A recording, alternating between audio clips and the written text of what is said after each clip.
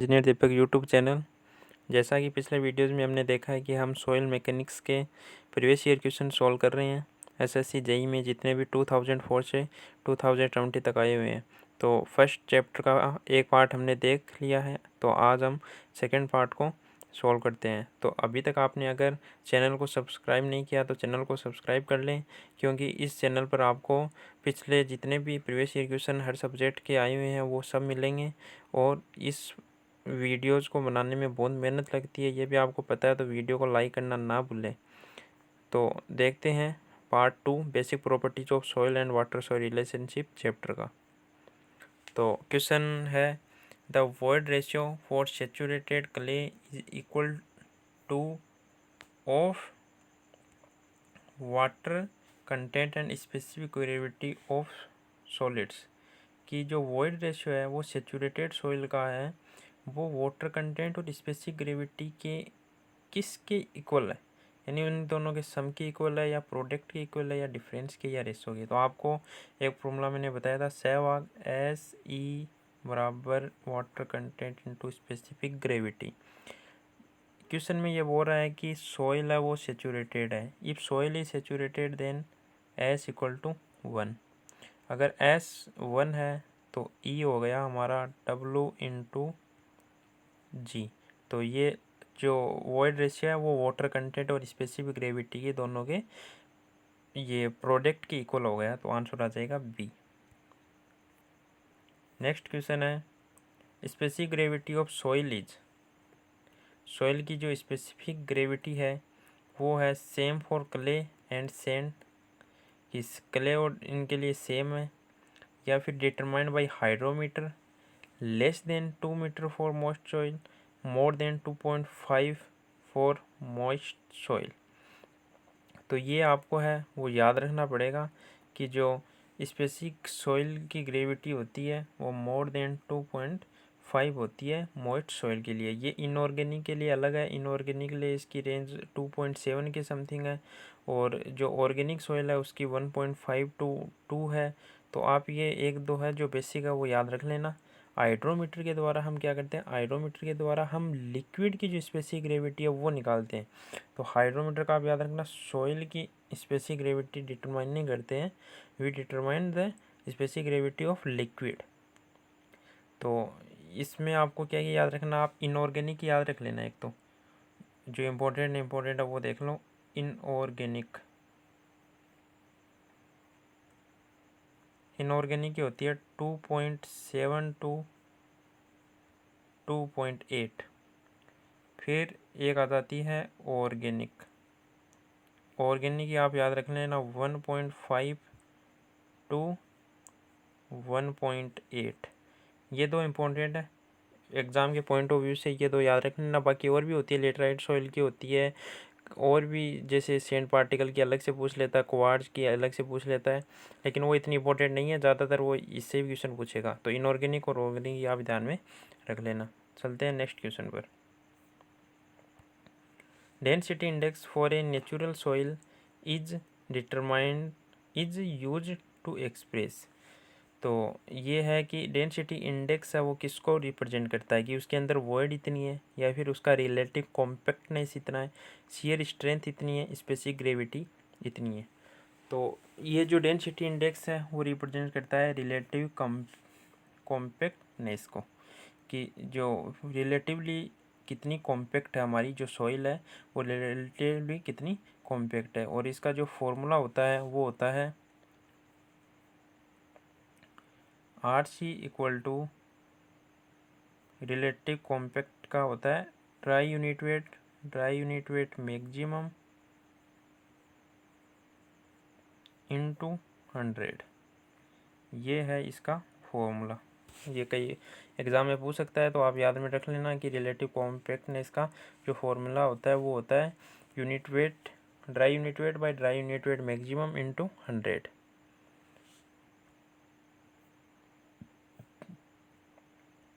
Most of the stones possess the specific gravity in the range of. कि जो भी stone है उनकी स्पेसिफिक ग्रेविटी कितनी होती है, 1 टू 1.5, 1.5 टू 2, 3 टू 4, 2.4 टू 2.8। 8। तो ये स्टोन की जो होती है वो होती है लगभग इतनी 2.4 to 2.8। नेक्स्ट है send generally contain salt if it is obtained from. ये सेंड के अंदर है वो साल्ट की मात्रा ज़्यादा होती है। अगर इसको ज़्यादा से ज़्यादा कहाँ से प्राप्त किया जाए? नाला बेड्स, रिवर बेड्स, सी बेड्स और ऑल ऑप्शंस आर करेक्ट। तो आपको पता है सी है वो, उसके अंदर जो साल्ट की अमाउंट है वो ज़्यादा पाई जाती है रिलेटिवली। तो इसका आंसर हो जाएगा सी बेड्स की। जो सी बेड्स पर हमें जो सेंड मिलती है उसके अंदर साल्ट की जो अमाउंट है वो ज़्यादा होती है। नेक्स्ट है a soil has a liquid limit, दे रखी है plastic limit, shrinkage limit and it has a natural moisture content. What is the liquidity index? Liquidity index का कल भी मैंने फॉर्मूला आपको पिछले वीडियो में बताया था, इसमें आपको मैं बता देता हूँ। ये होता है water content naturally, water limit at plastic limit हो गई है, और फिर होता है liquid limit minus plastic limit. तो नेचुरली हमें दे रखे साहब 50, प्लास्टिक लिमिट है 35, ये है 60 माइनस 35। आंसर निकाल लेना, आंसर आएगा 0.6। फॉर्मूला बहुत इंपॉर्टेंट है, कई बार क्वेश्चन पूछता है, याद रखना। इसमें जितने भी आपके फॉर्मूले आ रहे हैं उनको आप एक जगह लिख लो, ताकि आपको जब भी रिवाइज करें तो इधर उधर देखना नहीं पड़े, डायरेक्ट उन फॉर्मूले से आप चैप्टर को रिवाइज कर लें। If the pores of a soil are completely full of air only, then the soil is said to be। कि जो पोरेस है उस सोइल की या जो वॉइड है उनके अंदर केवल फुल्ली एयर है। तो फुल्ली एयर है तब आपको पता है ड्राई सॉइल हो जाएगी। फुली सेचुरेटेड कब होगी? जब फुल्ली उसके अंदर वाटर है। पार्शियली कब होगी? जब उसमें अंदर वाटर प्लस एयर है। और ड्राई होगी, केवल एयर है। वेट सॉइल है वो पार्शियली सेचुरेटेड को या फुली सेचुरेटेड दोनों को बोल सकते हो। वेट है यानी उसके अंदर वाटर है। Next question, A soil sample has a void ratio of 0.5 and porosity will be close. तो पोरोसिटी और इनके अंदर मैंने आपको डायरेक्ट बताया, तो पोरोसिटी पूछिए तो हम फॉर्मूला लगे एन बराबर E/1 प्लस ई का मान है 0.5 अपॉन 1 प्लस 0.5। आंसर लगभग आएगा 0.33। परसेंटेज में रखा है तो 100 से मल्टीप्लाई कर देंगे तो 30%। डी आंसर हो जाएगा।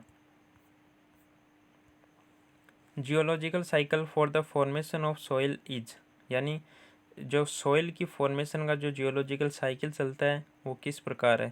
पहले कौन सी प्रोसेस होती है, फिर कौन सी होती है, फिर कौन सी होती है? तो पहले हमें पता है कि जो भी कोई भी रॉक होती है उस रॉक को वो डिसइंटीग्रेट होती है छोटे छोटे पार्टिकल के अंदर। तो वो डिसइंटीग्रेट कैसे होती है? वो होती है वेदरिंग, केमिकल वेदरिंग और फिजिकल वेदरिंग। तो सबसे पहले आएगा वेदरिंग। वेदरिंग होके वो छोटे छोटे पार्टिकल में डिवाइड हो जाती है। उसके बाद होता है उन पार्टिकल का ट्रांसपोरेशन, यानी वो सॉइल है वो ट्रांसपोर्ट होती है एक जगह से दूसरी जगह। ट्रांसपोर्ट होके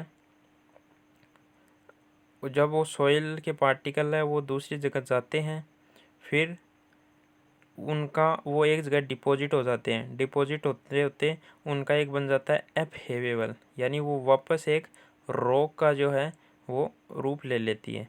तो ये किस में हमें देख रहा है? पहले वेदरिंग, फिर ट्रांसपोरेशन, फिर वापस डिपॉजिट होना, फिर वापस डिपॉजिट होते होते एबहेवेबल बना लेना। ये आंसर हमारा डी। इसका साइकिल देखो मैंने यहाँ पर बताया है कैसे कैसे काम करता है। सबसे पहले जो रॉक, ये हमारी रॉक है, इसकी हुई वेदरिंग। वेदरिंग होने के बाद इस ये जो ट्रांसपोर्ट होती है, ट्रांसपोर्ट होते होते ये एक जगह डिपॉजिट होना स्टार्ट हो जाती है। ये डिपॉजिट होती गई, फिर डिपॉजिट होते होते एक से एक बड़ा सा अपहेवेबल बन जाता है। फिर अपहेवेबल वापस वही रॉक बन गई। रॉक बनने के बाद वापस वही प्रोसेस वापस स्टार्ट होती है। इसका इरोजन होता है। इरोजन होने के बाद वापस इसकी वेदरिंग या होकर ट्रांसपोर्ट, डिपोजिशन, और ये प्रोसेस चलती रहती है। चलते देखते हैं नेक्स्ट। नेक्स्ट है the void ratio of a soil sample having a porosity of 0.32 and A moisture content of 50% will be. यानी वॉइड रेशियो पूछा है ऑफ पोरोसिटी दे रखी है और मॉइस्चर कंटेंट दे रखा है, लेकिन हमें तो केवल मॉइस्चर कंटेंट की कोई ज़रूरत नहीं है, पोरोसिटी है तो हम आसानी से इसका वॉइड रेशो निकाल सकते हैं। वॉइड रेशो का फॉर्मूला हो जाएगा E बराबर n/1 - n। दोनों को रिलेशन का जो फॉर्मूला है बहुत ही इंपॉर्टेंट है, बहुत बार क्वेश्चन में आता है, लगभग क्वेश्चन इसी पर भरे पड़े हैं, तो याद रख लेना। 0.32 1 - 0.32 आंसर निकाल लेना। आंसर आएगा B 0.47।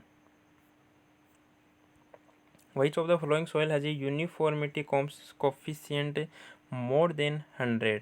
यानी जिसका जो कोफिशियंट है यूनिफॉर्मिटी कोफिशियंट वो मोर देन 100 किसका है, वो होता है वेल ग्रेडेड सॉइल का।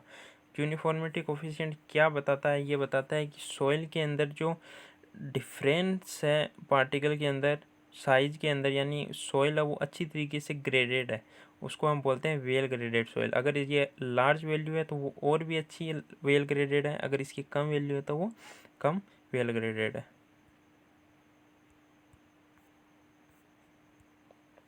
Water content of a soil sample is of the weight of the given sample at the given temperature and the weight determined after drying it for 24 hour at temperature ranging from, यानी 24 घंटे के बाद जो उसका water content है हम निकालते हैं वो किस टेम्परेचर रेंज के ऊपर निकालते हैं, तो वो हम निकालते हैं 105 to 1100 इस रेंज के ऊपर निकालते हैं। आंसर आएगा डी। मेथड को बोलते हैं ओवन ड्राइंग मेथड। मेथड होता है ओवन ड्राइंग मेथड। इसके अंदर भी कुछ रेंज आ जाती है। देखो मैंने इसको एक बताया, इसको सारा इनऑर्गेनिक ऑर्गेनिक के लिए अलग अलग, तो आप इसको याद रखें। जिप्सम हो तो क्या हो, हम रखते हैं 80, अगर केवल ऑर्गेनिक है तो लिखते हैं 60, इनऑर्गेनिक है तो 105 to 110। ये टेम्परेचर रेंज है, याद रखने ना, बहुत इंपॉर्टेंट है। Fundamental relation between dry density, bulk density and water content, बहुत ही ज़्यादा पूछे जाने वाला सवाल है, न्यूमेरिकल में भी, डायरेक्ट फॉर्मूला बेस भी और बेसिक सा है, ये आ जाएगा। Pick up the correct statement from the following.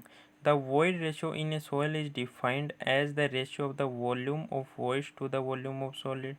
इसने केवल वॉइड रेशियो, पोरोसिटी और बल्क डेंसिटी की केवल जो डायरेक्ट डेफिनेशन होती है वो इसने इस क्वेश्चन में पूछ ली है। तो वॉइड रेशियो हमें पता है कि वॉल्यूम ऑफ वॉइड्स है वो, उनको जो रेशियो है वो वॉल्यूम ऑफ सॉलिड्स के रेस्पेक्ट लिया जाता है। पोरोसिटी होती है वो volume of voids to the gross volume of the soil. The bulk density होती है वो defined as the unit weight of the soil. जो बल्क डेंसिटी हमारी जो होती है वो यूनिट वेट होती है सॉइल की। तो all options are correct. Soil transported by wind is called, यानी विंड के द्वारा जो सॉइल ट्रांसपोर्ट होती है उसको बोलते हैं एओलिन सॉइल। एलुवियल होती है वो रिवर के द्वारा होती है, मरीन वाली होती है वो सी के जो बीच पर पाई जाती है, वो लेकुस्ट्राइन होती है वो लेक के जो लेक का स्थिर जो वाटर होता है एक जगह उस पर जो डिपॉजिट होती है उसको हम बोलते हैं लेकुस्ट्राइन। तो इस क्वेश्चन का जो हमारा आंसर है वो हो गया एओलिन सॉइल। तो एओलिन सॉइल हमारा आंसर है। The liquid limit of a soil mass is 20% and its plastic limit is 74%। then the plasticity index, बहुत ही बेसिक सा जो है वो फॉर्मूला है इसका, होता है क्या होता है, liquid limit minus plastic limit. तो लिक्विड लिमिट हमें दे रखी है 20, प्लास्टिक लिमिट दे रखा है 25, आंसर आया -5। अब मैंने एक पिछले वीडियो में आपको एक कंसेप्ट बताया कि प्लास्टिसिटी इंडेक्स कभी भी नेगेटिव नहीं होती। अगर हमें नेगेटिव मिल जाए तो हम उसको 0 करके लिखते हैं। तो आंसर इसका बी नहीं होगा, सी होगा। कंफ्यूजिंग पार्ट था केवल, अगर आपको ये ध्यान में है कि plasticity index never can be 0, it if we are getting 0 value then we have to write it as a 0। तो ये आपको कंसेप्ट याद रखना है कि प्लास्टिसिटी इंडेक्स कभी भी 0 नहीं होता। पिछले वीडियो मैंने कई बार इसको दोहराया है, इस बार भी वापस बता रहा हूँ आपको। Pick up the correct statement from the following. In partially saturated soil void space between the soil grains is filled partially with air partially with water. सही है, पार्शली सेचूरेटेड है तो उसमें एयर भी है, वाटर भी है। अगर परफेक्टली सेचूरेटेड है तो केवल वाटर है। एक ड्राई सॉइल है तो उसमें पूरे में एयर है। All options are correct. तो फाइनल आंसर हमारा D. The ratio of difference between the void ratio of the soil in its lowest state and its natural void ratio e to the difference between the void ratio in the lowest and fully dense direct formula पूछा है और फार्मूले को इसने इसके अंदर define कर दिया है कि इसको हम क्या बोलते हैं। तो इसको हम बोलते हैं डेंसिटी इंडेक्स भी बोल देते हैं, रिलेटिव डेंसिटी भी बोल देते हैं और डिग्री ऑफ डेंसिटी भी बोल देते हैं। All options are correct. इसके 4 नेम है, 3 नेम है, ये आपको याद रख लेना है। Degree of density, relative density, density index. Formula होता है IDT बराबर ई मैक्स माइनस ई natural upon E max minus ई मिनिमम। अगर परसेंटेज में पूछे तो 100 से मल्टीप्लाई कर देते हैं। तो इसको बोलते हैं density index, relative density, degree of density. void ratio is 0.67 water content and specific gravity also given the degree of saturation पूछा है। डायरेक्ट सहवाग फॉर्मूला लगेगा SE बराबर WG और S बराबर हो जाएगा WG/E। W है हमारा 0.188, G है 2.68 और E है 0.67। आंसर इसका आएगा 75 के परसेंटेज के समथिंग आएगा, तो आंसर आएगा D. Which of the following is responsible for the formation of residual soil? Residual soil की फॉर्मेशन के लिए कौन है वो रिस्पॉन्सिबल है? ग्लेशियर है। ग्लेशियर हमें पता है कि वो पिघलते हैं, एक जगह से दूसरी जगह जाते हैं, तो वो रेजिडुअल सॉइल से प्राप्त नहीं होते। वाटर है, वो भी रेजिडुअल सॉइल से नहीं मिलते। वाटर भी जो सॉइल को है वो एक जगह से दूसरी जगह ट्रांसपोर्ट कर देता है, तो उससे भी हमें ट्रांसपोर्ट सॉइल मिलती है, रेजिडुअल सॉइल नहीं मिलती। विंड है, विंड भी एक जगह से दूसरी जगह ट्रांसपोर्ट करती है सॉइल को, तो वो भी जो रेजिडुअल सॉइल नहीं देता है, ट्रांसपोर्टेड सॉइल देता है। तो आंसर हो जाएगा none of these D. Which of the following represents the void ratio of a soil sample whose porosity is 0.452? तो ये डायरेक्ट रिलेशन पर वापस क्वेश्चन आ गया है। ये जो क्वेश्चन है ये बार बार रिपीट होते हैं। तो E बराबर N/1 minus N 0.4521 minus 0.452, answer आ जाएगा 0.825 डी। नेक्स्ट है the moisture content in soil sample दे रखा है, स्पेसिफिक ग्रेविटी दे रखी है और वाइड रेशो हमें पूछा है। If soil is fully saturated तो डायरेक्ट फॉर्मूला लगेगा सहवाग SE बराबर WG। S की वैल्यू 1 है क्योंकि soil is fully saturated means S equal to 1। तो E है वो डायरेक्ट हो जाएगा W इंटू G। W है वो परसेंटेज में दे रखा है, इसकी वैल्यू लिखेंगे 0.182 इंटू स्पेसिफिक ग्रेविटी है 2.65, तो आंसर आ जाएगा 0.4823 C. The degree of saturation of the soil given is and the percentage of air content of the soil. ये बहुत ही इजी क्वेश्चन हो गया है। इसका जो फॉर्मूला होता है वो डायरेक्ट होता है, मैंने बताया degree of saturation plus air content equal to 1। अब जो है इसने पूछा है डिग्री ऑफ सेचुरेशन है और वो दे रखा है डिग्री ऑफ सेचुरेशन और एयर कंटेंट पूछा है। तो डिग्री ऑफ सेचुरेशन कितना दिया है, परसेंटेज में दिया है, वैल्यू में पुट कर लो, या अगर परसेंटेज में लिखोगे तो डायरेक्ट 1 की जगह 100 कर दो। 0.6789 plus air content equal to 1। इसको उधर ले जाना, 1 से घटाना, 1 से घटा के जो वैल्यू आई वो हमारा आंसर हो जाएगा। अगर परसेंटेज में दे रखा है तो 100 से मल्टीप्लाई कर देना, लास्ट में जो आंसर मिलेगा वो आएगा सी। Which of the following expression represent the relative compaction of soil which variables have their standard meanings? इसमें ऑप्शन मिसिंग है, शायद मिस प्रिंट हो गया। The soil transported by the gravitational forces, इसमें कौन सी है जो सॉइल है वो ग्रेविटेशनल फोर्सेज के जो है के द्वारा ट्रांसपोर्ट हुई है। एलुवियल है, वो मैंने बताया रिवर है। कोलुवियल आपके लिए न्यू वर्ड है। कोलुवियल जो सॉइल होती है वो ग्रेविटी के द्वारा ही होती है, तो आंसर हमारा हो जाएगा बी। अब लॉइस है वो होती है एयर के द्वारा। ये सिल्ट होती है, यानी बहुत ही महीन जो हमारी सॉइल होती है वो होती है सिल्ट, जो कि विंड के द्वारा एक जगह डिपॉजिट होती है, जिसको हम बोलते हैं लॉइस। अगर वो जो सिल्टी पार्टिकल नहीं है, पार्टिकल थोड़े मोटे हैं और वो विंड के द्वारा होते हैं, तो हम उसको बोलते हैं एओलिन, जो हमने पहले देखा है। और जो एक हो जाती है टिल हमें बोलते हैं जो सॉइल ग्लेशियर के द्वारा एक जगह डिपॉजिट होती है, उसको हम बोलते हैं टिल, ग्लेशियर्स। कोलुवियल सॉइल है, कोलुवियल सॉइल का एक जो एग्जाम्पल है वो है तालुस। याद रखना कौन सा किसका एग्जाम्पल है, तो आंसर हमारा बी। Which of the following is determined by the help of pycnometer. Pycnometer के द्वारा कौन सी जो है ये डेंस इंडेक्स प्रॉपर्टीज़ है उसको हम डिटरमाइन करते हैं। ये फॉर्मूला पहले भी क्वेश्चन पहले भी आ चुका है, रिपीट हुआ है, तो आंसर है C, water content and specific gravity. The plasticity index and plastic limit of a soil is given and what will be the liquid limit of the soil. Plasticity index का formula liquid limit minus plastic limit. अब इसने दिया है plasticity index दी है 25 और plastic limit इसने दी है 20, तो हमारी जो लिक्विड लिमिट है वो आ जाएगी 25 प्लस 20 यानी 45। इसने परसेंटेज में नहीं पॉइंट में वैल्यू दी है, तो इसको 100 से डिवाइड कर देंगे, 0.45।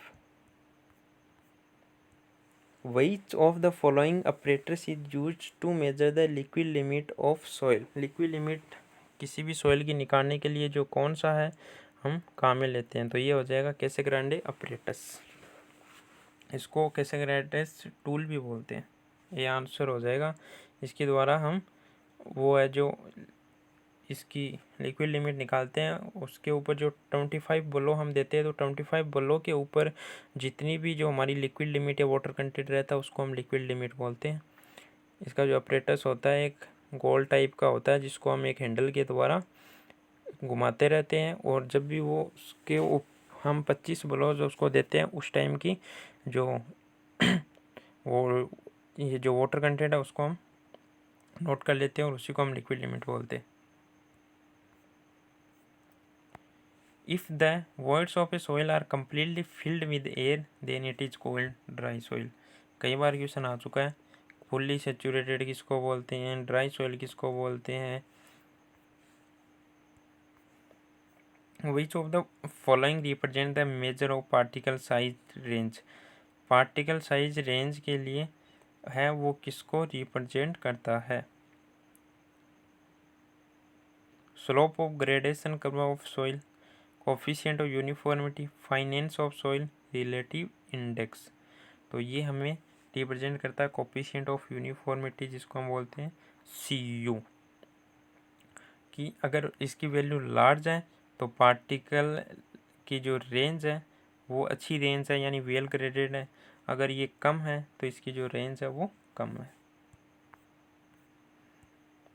The void ratio of a soil sample is given, what is the porosity. वापस क्वेश्चन रिपीट हो रहा है, हर ईयर में किसी न किसी शिफ्ट के पेपर में ये क्वेश्चन आ रहा है। तो इसको आप अगर फर्स्ट चैप्टर या सॉइल मैकेनिक्स से आपको कुछ भी नहीं आता तो भी आप एन और ई का रिलेशन तो रट के ही जाओ ये क्या होता है। तो डायरेक्ट हो जाएगा एन बराबर ई बाई 1 प्लस ई 0.58 अपॉन में 1 प्लस 0.58, आंसर आ जाएगा 0.367 0.367 ये आएगा हमारा answer. The maximum dry density and optimum moisture content of a soil is given, what is the percentage of air content of soil at OMC if the specific gravity of particle is given by 2.65। तो ये जो निकालने के लिए सबसे पहले हमें निकालना पड़ेगा लास्ट हमें क्या पूछा इसने, what is the percentage air content of a soil at OMC। तो सबसे पहले हम वो निकालते हैं density, dry density. Dry density का फॉर्मूला होता है G गामा W अपॉन में 1 प्लस E। ये जो फॉर्मूला कहाँ से आता है, जो स्टैंडर्ड फॉर्मूला होता है, ये इसको हम वहीं से लेते हैं। वहाँ हम S की वैल्यू है वो 0 कर देते हैं। S की वैल्यू 0 क्या हो जाती है, क्योंकि इसमें वाटर नहीं है, फुल्ली सेचुरेट है, तभी सॉइल ड्राई है, तो वहाँ पर S की वैल्यू हो जाएगी 0। यहाँ पर हम पुट करके सबसे पहले निकालते हैं void ratio. Maximum dry density हमें दे रखी है कितनी, 1.65 G हमें दे रखा है। ड्राई ये जो वाटर यूनिट वेट है वाटर का वो हमें पता है 1 प्लस E। यहाँ पर वैल्यू रख के जब E निकालेंगे तो हमें E मिलेगा 0.606। आप इसको में वैल्यू पुट करना और वैल्यू निकालना, आपको मिल जाएगी। अब अगर E हमारे पास है, वाटर कंटेंट हमारे पास है, स्पेसिफिक ग्रेविटी हमारे पास है, तो नेक्स्ट है वो फॉर्मूला हमारे पास कौन सा है, वो है सहवाग, डिग्री ऑफ सेचुरेशन निकालने के लिए। डिग्री ऑफ सेचुरेशन क्यों निकाल रहे हैं, क्योंकि हमें परसेंटेज एयर कंटेंट निकालना है और हमें पता है degree of saturation plus percentage air content 1 होता है। तो अगर हमारे पास डिग्री ऑफ सेचुरेशन है तो हम आसानी से निकाल पाएंगे। डिग्री ऑफ सेचुरेशन निकालने के लिए SE बराबर WG, यहाँ पर वैल्यू पुट करना, तो S की जो वैल्यू आएगी वो आएगी 0.896। तो ये हमारी आ गई इसकी जो वैल्यू है वो। अब हम डायरेक्ट फार्मूला लगा देंगे, S प्लस और एयर कंटेंट इक्वल टू 1। यहाँ पर S की वैल्यू पुट करेंगे, उधर ले जाएंगे, एयर कंटेंट आ जाएगा हमारा 1 माइनस 0.896, यानी लगभग 10.4, 0.104 आएगा। उसको हम 100 से मल्टीप्लाई कर देंगे तो 10.4 ये आंसर आ जाएगा। What is the terminal velocity for a 4 gram particle which is falling in the water with projected area? The coefficient drag is given as। अब ये जो फॉर्मूला है ये आप इसको आगे देखोगे, ये आप यहाँ भी इसको सोल्व कर सकते हो स्टोक्स लॉ लगा के। स्टोक्स लॉ इसमें हम काम में लेते हैं हाइड्रोमीटर मेथड, और हाइड्रोमीटर मेथड में ये उसी के ऊपर बेस्ड क्वेश्चन है, इसने ये पूछ लिया है डायरेक्ट यहाँ पर। तो चलिए यही सोल्व कर लेते हैं। क्या बोला है इसने, टर्मिनल वेलोसिटी पूछी है एक 4 ग्राम पार्टिकल की। तो अगर वो फॉल कर रहा है 4 ग्राम का पार्टिकल, तो उसके ऊपर कितना जो है वो फोर्स एक्ट कर रहा है। तो वो फोर्स एक्ट कितना कर रहा है, 4 ग्राम का है तो किलो में होता है 1000 का भाग लगा देते हैं, यानी इतनी kg का है तो उसके ऊपर टोटल फोर्स ग्राम काम कर रहा है, G लगा के 0.03924 न्यूटन। ये जो फोर्स है वो उसके ऊपर काम कर रहा है। अब फोर्स उसके ऊपर जब वो गिर रहा है वाटर के अंदर, तो वाटर उसके ऊपर एक ड्रैग फोर्स लगाता है अपवर्ड डायरेक्शन में, और जो अपवर्ड डायरेक्शन में फोर्स लगाता है, तो जब दोनों फोर्स इक्वल हो जाते हैं, उसके जो उसका ग्रेविटी के कारण फोर्स, उसके कारण वो नीचे आ रहा है, वाटर के ड्रैग फोर्स के कारण वो ऊपर उसके ऊपर लगाएगा, तो एक वेलोसिटी आएगी जहाँ जाकर वो रुक जाएगा पार्टिकल। उसी वेलोसिटी को हम बोलते हैं टर्मिनेट वेलोसिटी। अब वो वेलोसिटी कैसे निकालते हैं, तो ये हमें पता है कि इतना जो फोर्स लग रहा है उसके कारण वो नीचे गिरा, लेकिन अब ड्रैग फोर्स कितना ऊपर, उसके ऊपर कितना लग रहा है वो हम देखते हैं। तो उसका जो फॉर्मूला होता है ड्रैग फोर्स का वो होता है FD equal to 1/2 into CD rho of water into area into terminal velocity का स्क्वायर। तो टर्मिनल वेलोसिटी के लिए यानी पार्टिकल को एक जगह रोकने के लिए इन दोनों फोर्स का इक्वल होना बहुत ज़रूरी है। तो इसको हम कर देते हैं इक्वल 0.03924। वैल्यू पुट कर देना, CD है coefficient of drag, rho water है वो 100 हो जाएगा, एरिया हमें दे रखा है, एरिया को मीटर में पुट कर देना और वेलोसिटी हमारी आ जाएगी मीटर पर सेकंड के अंदर वो आएगी 0.58। क्वेश्चन बहुत इजी था, लेकिन अगर आपको ये हाइड्रोमीटर मेथड में स्टोक्स लॉ अगर आपका अच्छे से क्लियर है तभी आप ऐसे क्वेश्चन को बना पाओगे। ऐसे में अगर नहीं क्लियर है तो आप इसको नहीं बना पाओगे।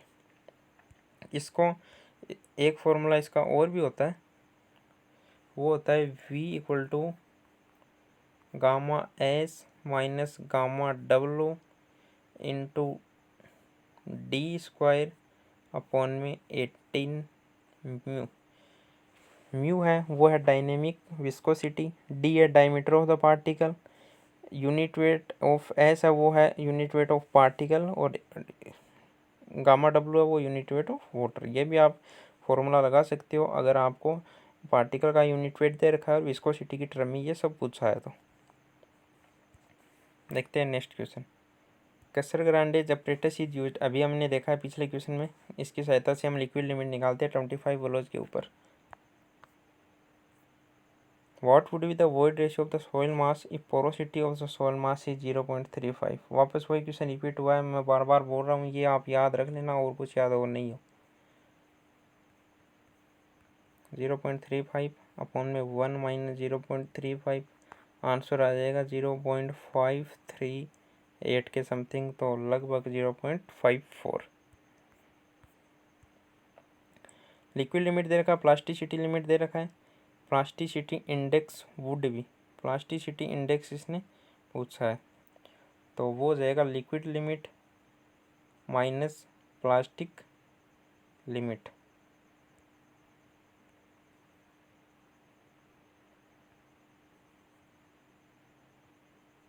लिक्विड लिमिट है 45 माइनस प्लास्टिक लिमिट है 22, इसको घटाओगे तो आएगा 23%। अगर वैल्यू वैसे दे रखी है तो इसको 100 से डिवाइड कर देंगे 0.23। Which of the following poses zero plasticity index, कौन सी सॉइल है वो जीरो प्लास्टिसिटी इंडेक्स रखती है? तो ये मैंने आपको पहले बताया है कि जो सैंड होती है उसकी प्लास्टिसिटी इंडेक्स है वो जीरो होती है, वो नॉन प्लास्टिक होता है, यानी उसके अंदर प्लास्टिक के गुण नहीं पाए जाते। विच of the following soil plasticity index is maximum, यानी जीरो तो होती है सैंड के लिए, लेकिन मैक्सिमम किसकी होती है? तो प्लास्टिसिटी इंडेक्स है वो मैक्सिमम होती है क्ले की। इसमें जो प्लास्टिसिटी इंडेक्स है वो अगर पार्टिकल की रेंज के हिसाब से घटती जाती है, यानी बोल्डर जो कोबल है उनकी सबसे कम होती है, फिर ग्रेवल की उन दोनों से ज़्यादा, फिर सैंड की और ज़्यादा, फिर सिल्ट की ज़्यादा, फिर क्ले की, क्लेई सिल्ट यानी जिसके अंदर सिल्ट के गुण भी पाए जाते हैं क्ले की, और फिर सबसे ज़्यादा हो जाती है क्ले की। और हम जो बोल्डर कोबल ग्रेवल सैंड है इसको हम नॉन प्लास्टिक भी बोलते हैं, जैसे कि हमने पिछले क्वेश्चन में देखा है कि उसकी प्लास्टिसिटी इंडेक्स सैंड की जीरो होती है, तो इन सबको हम नॉन प्लास्टिक ही बोलते हैं, यानी इनमें प्लास्टिसिटी के गुण नहीं पाए जाते। Which of the following represents the percentage limit of porosity of the compacted sand, यानी compacted sand के जो परसेंटेज लिमिट है पोरोसिटी की वो कितनी होती है? तो आंसर आएगा 30% टू 40%। अब आप बोलोगे कि ये किससे याद रखें, तो इसके लिए कोई भी तरीका नहीं है, अगर आप ये याद रखना चाहो तो रख सकते हो। मैं चार्ट आपको बता देता हूँ, ये आपको चार्ट है जिसमें आपको अलग अलग ग्रेवल की क्या है, सैंड की क्या है, क्ले सिल्टी स्ले की क्या है, सैंडी क्ले की क्या है, इनऑर्गेनिक सिल्ट की क्या है, हाई प्लास्टिसिटी वाली सैंड की क्या है, सब इसमें दे रखा है। अगर आप रट सकते हो तो रट लो, और वरना आपको ऐसे क्वेश्चन है वो छोड़ कर ही आने पड़ेंगे, और कोई ऑप्शन नहीं है। अगर फॉर्मूला बेस्ड आप सीखना चाहते हो तो ये आपके काम का नहीं है, आप इसको नहीं रट पाओगे, इतना बहुत ज़्यादा हो जाता है। तो ये आप पर डिपेंड करता है, अगर आप सीखना चाहते हो तो इसका स्क्रीनशॉट ले लेना और याद रखना। The grain size of medium grain sand lies between, यानी मीडियम ग्रेन सैंड है उसकी जो साइज़ है वो किस पर कितनी होती है? तो हमें पता है सैंड की जो रेंज होती है वो होती है 4.75 से 75 माइक्रोमीटर। उसको भी हम 3 भागों में डिवाइड करते हैं। एक है 4.75 से 2 mm तक कोर्स करेंट बोलते हैं, फिर 2 mm से 0.425 mm को मीडियम सेंट बोलते हैं और 0.425 से 75 माइक्रोमीटर को फाइन सेंट बोलते हैं। तो इसने मीडियम बोला है, मीडियम बोला तो आंसर हमारा हो जाएगा बी। आप ये जो पार्टिकल साइज है और टाइप ऑफ सॉइल है उसका मैंने आपको दे दिया चार्ट, आप याद रख लेना, स्क्रीनशॉट ले लेना और ये याद रखना बहुत इंपॉर्टेंट है। ये आप आसानी से याद भी रख सकते हो, इसमें कोई वो ज़्यादा नहीं है याद रखने वाला।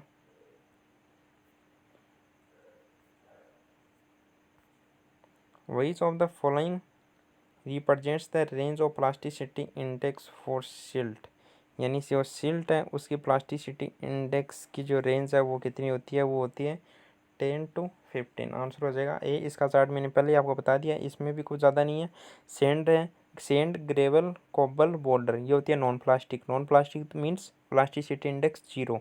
फिर एक आती है सिल्ट, तो सिल्ट की होती है 10 to 15 और एक है क्ले। इन दो की और याद रख लेना आप। क्ले की होती है 15 to 100। ये बहुत ईजी हो गया, आप आसानी से इसको याद रख सकते हो प्लास्टिसिटी इंडेक्स, क्योंकि 4 की 0 हो जाती है और सिल्ट की वो 10 to 15 और क्ले की 15 to 100।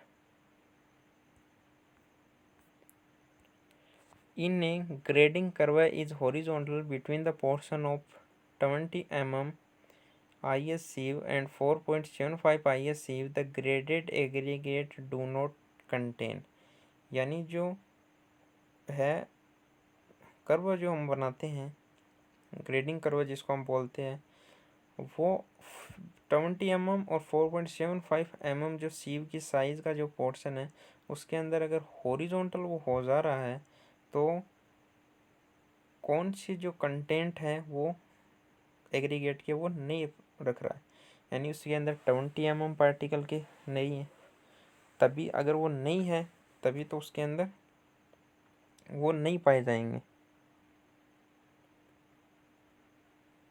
तो ए इज करेक्ट। 10 mm पार्टिकल, कोई भी पार्टिकल अगर नहीं है तो वो हॉरिजॉन्टल ये रिप्रेजेंट करता है। तो 10 mm पार्टिकल भी नहीं है, 4.75 पार्टिकल mm भी नहीं है, तो आंसर हमारा हो जाएगा ऑल ऑप्शंस आर करेक्ट। यानी सारे जो ऑप्शन है वो करेक्ट हो जाएंगे।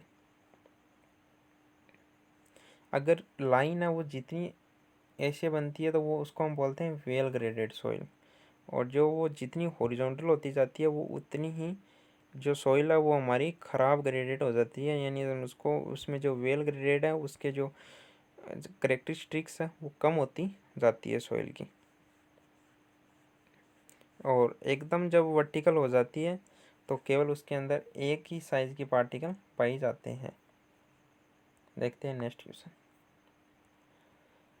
A saturated soil sample has a dry unit weight, specific gravity. If unit weight of water determine water content of the soil sample। इसके अंदर आपको वैल्यू दे रखी है सारी और इसको हमें निकालना है degree of water content of soil sample. तो कैसे निकाल सकते हैं, एक हमारे पास वो फॉर्मूला होता है लेकिन उसके लिए हमें ड्राई यूनिट वेट ही दिया। ड्राई यूनिट वेट तो ड्राई यूनिट वेट दिया तो डायरेक्ट पहले ड्राई यूनिट वेट वाला फॉर्मूला, एक ही फॉर्मूला वो लगा देते हैं। Dry unit weight equal to G dry unit weight of water 1 plus E. यहाँ से हमें ई मिल जाएगा। ई की वैल्यू आप पुट करना वैल्यू सबको तो 0.44 मिलेगी। अब आपके पास डिग्री ऑफ सेचुरेशन इसने दिया है कितना, सेचुरेटेड सॉइल है तो एस है 1, तो वो हो गया डिग्री ऑफ सेचुरेशन हो गया 1। ई हमने निकाल लिया, स्पेसिफिक ग्रेविटी हमारे पास में है तो वाटर कंटेंट निकालने के लिए एक ही फॉर्मूला है, वो हो गया सहवाग S equal to W G. ये हो गई 1। ई हमने निकाल लिया है वाटर कंटेंट और जी हमारे पास है, तो जो वाटर कंटेंट है वो आ जाएगा 0.168 के समथिंग आएगा, लगभग सी करेक्ट हो जाएगा 0.17। 84 in soil engineering what is the volumetric relationship that defines porosity. यानी पोरोसिटी हम की डेफिनेशन इसने पूछी है, तो पोरोसिटी होती है volume of void with respect to total volume तो इसमें ऐसा ऑप्शन कौन सा ऑप्शन है? B, volume of void to the total volume. The submerged weight of soil solids per unit volume is, यानी सब इमर्ज जो वेट है वो हम किसको बोलते हैं? तो वो हम उसका ये एक सेकंड नाम हम उसको बोलते हैं बायोएंट, बायोएंट यूनिट वेट। सब इमर्ज, बायोएंट या फिर इफेक्टिव, एक इसको इफेक्टिव भी बोल देते हैं कई कई क्वेश्चन में, याद रखना। इफेक्टिव यूनिट वेट, तीन नाम होते हैं, इफेक्टिव, बायोएंट और submerged weight. Most accurate method used in laboratory for determination of water content that is on drying method, क्योंकि हम इसको ले में करते हैं, 24 आवर के लिए करते हैं, और इसको एक जो अपरेटस के द्वारा करते हैं जिसके अंदर टेम्परेचर की जो रेंज है वो फिक्स रहती है 105 से 110। तो ये है वो स्टैंडर्ड है और मोस्ट एक्यूरेट मेथड है to determine water content. A soil sample taken from the field has a specific gravity void ratio. The water content required to fully saturate the soil at that void ratio, यानी उसको fully saturate करने के लिए हमें कितना जो void ratio है वो चाहिए। तो इसका डायरेक्ट फॉर्मूला सहभाग लगाना पड़ेगा, फिर S equal to W G, S का मान 1, ई डब्लू हमें दे रखा है, डब्लू हमें दिया नहीं है, डब्लू हमें पूछा है, तो डब्लू हो जाएगा ई बाई जी। ई है 0.75 अपॉन में जी है 2.5। वैल्यू निकाल लेना, 100 से मल्टीप्लाई करके परसेंटेज में निकाल लेना, 30% आंसर हो जाएगा। क्वेश्चन में हमें दिया है volume and weight of air water solid in a soil mass are given, कि इतना एयर के अंदर वॉल्यूम है, इतना वेट है, वाटर का वॉल्यूम और वेट दिया है, सॉलिड का वेट और वॉल्यूम दिया है। इस सम को कंसीडर करते हुए नीचे इसने और भी दिया है, soil is partially saturated with degree of saturation 60%, सब कुछ दिया है। तो which one of the statement is correct, इससे ऊपर के हिसाब से इसने नीचे स्टेटमेंट हमें दिए हैं। तो S1 पहला स्टेटमेंट कहता है soil is partially saturated with degree of saturation 60%, यानी उसमें जो डिग्री ऑफ सेचुरेशन है वो 60% है और पार्शियली सेचुरेटेड है। पार्शियली सेचुरेटेड है मीन्स उसमें एयर भी है वाटर भी है, ये हमें दिखाई दे रही है क्योंकि इसमें एयर भी है और कुछ वॉल्यूम इसमें वाटर भी है। लेकिन अब डिग्री ऑफ सेचुरेशन कैसे निकालें? डिग्री ऑफ सेचुरेशन का फॉर्मूला होता है weight of volume of water with respect to total volume of void. तो वॉल्यूम ऑफ वाटर कितना है? वो है 0.3 और जो टोटल वॉल्यूम है वो है 0.5 प्लस 0.3 प्लस 0.2, वो आ गया 1, तो 0.1।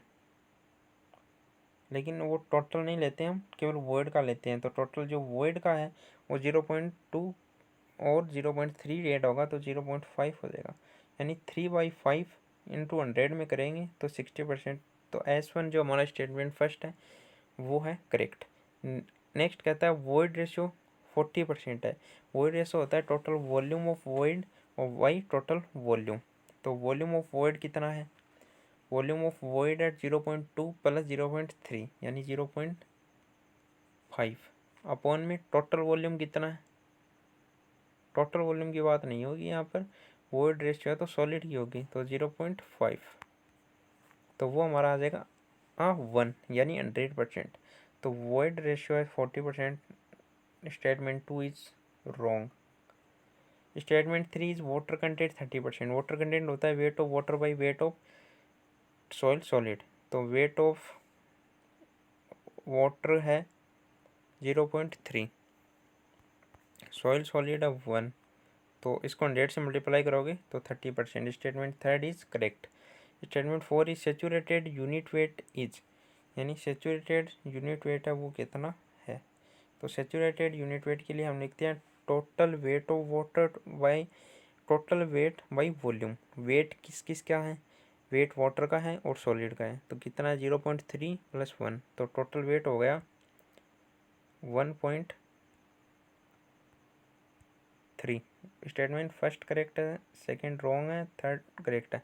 अब निकालते हैं यूनिट वेट। तो टोटल वेट है 0.3 + 1 अपॉन में टोटल वॉल्यूम 0.3 0.5 टोटल हो गया 1, यानी 1.3 डिवाइड बाई 1 इंटू 100 हमें करना है।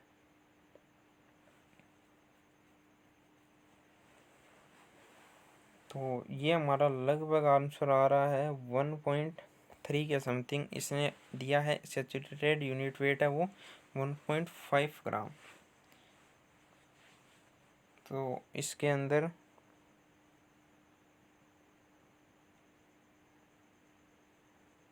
इसने सैचुरेटेड यूनिट वेट पूछा है। सैचुरेटेड का मीनिंग हो गया कि जो वॉल्यूम है एयर का वहाँ भी वाटर आ गया।